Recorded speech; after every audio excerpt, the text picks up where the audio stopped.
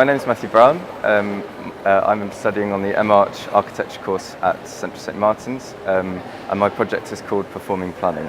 It's about how planning can be seen as rules for our freedom, as opposed to being stifling and bureaucratic, which is the kind of common preconception, and that actually if we can use performance as a way of explaining and enacting these things in public, that planning can be seen as a liberating and emancipatory process as well. I've been working in Croydon for the last year, using performance as a way of meeting and kind of enacting planning as a kind of live planning.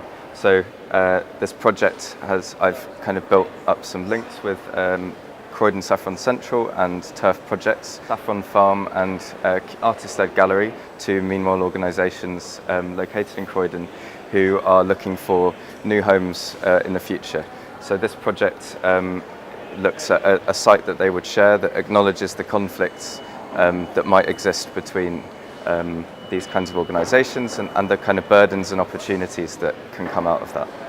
One of the key performances this year was called Welcome to the Interim, where I invited people into an interim space, a temporary interim space, and in exchange for a peppercorn, a kind of notion of peppercorn rent, I was asking them for a social and productive value. So that this kind of interest was a way of actually explaining the kind of burdens that these kind of spaces have, but through performance rather than through a dry policy document. So for me, the project is about changing our attitude to what planning can be.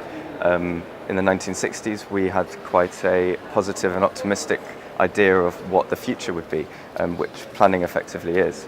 And this project seeks to kind of, once again, create that optimism and say, you know, that planning doesn't have to be stifling and bureaucratic anymore. It can set out the rules for how we want to live, and in that way can be quite a positive impact.